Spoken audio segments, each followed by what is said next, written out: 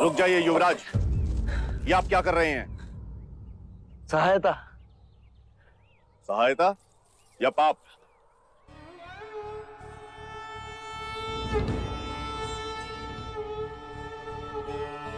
पाप? कैसा पाप? क्या आप नहीं जानते? ये एक शूद्र है और तुम ओछी जाति के युवराज को रोकते तक नहीं। दंडवत होके क्षमा मांगो युवराज से। ठहरो ठहरो, ये हमसे क्षमा क्यों मांगे? इसने आपको छूने का अपराध किया है। इसने मुझे नहीं, मैंने इसे छुआ। क्षमा युवराज, पहले इसने इस ब्राह्मण मार्ग में आने का अपराध किया है। कैसा अपराध? ये मार्ग सबके लिए है। ये सृष्टि, ये जल, वायु, मिट्टी, ये ईश्वर का अपराधी है और इसे दंड मिलना चाहिए। उसी ईश्वर ने इसे बनाया है जिसने तुमको। और यदि ये ईश्वर का अपराधी है तो इसे ईश्वर ही दंडित करेगा। तुम होते कौन हो इसे दंडित करने वाले? तुम केवल ब्राह्मण हो, अधिकारी नहीं। अधिकारी ईश्वर है। मत भूलो युवराज, हम इस सृष्टि पर ईश्वर का प्रतीक हैं, इस धरती पर भगवान का रूप हैं। केवल हम वेदांती पूजा पाठ कर्म से पुण्य के अधिकारी हैं, पुण्य के। यदि ये सत्य है तो कर लेते हैं तुम में और इसमें तुलना।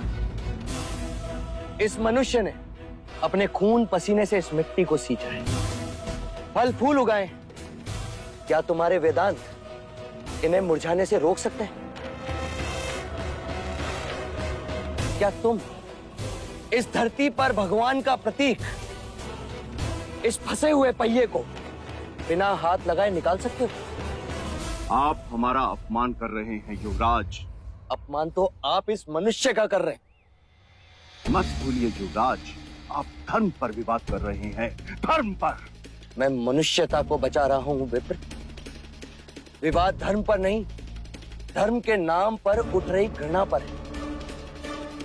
धर्म की सार्थकता संपूर्ण मानव जाति को एक करने में है, उसे जोड़ने में है, ना कि तोड़ने में।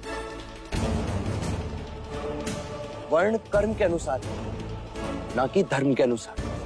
धर्म सबसे श्रेष्ठ है युवराज, सबसे श्रेष्ठ, जो मनुष्यों को अपनी मर्यादाओं से परिचय करवाता है, परिचय करवाता है। उस धर्म को बनाया किसने? मनुष्य ने। हम कहते हैं कि हम सब मनु की संतान हैं, ब्रह्मा के वंशज। क्या कभी आपने शंकर की जाति को पूछा है? कभी आपने ब्रह्मा के गोत्र को पूछा है?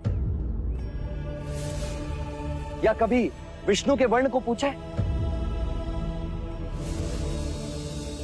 जब हम एक मनु की संतान हैं, तो ये भी उतना ही ब्राह्मण है जितना कि तुम।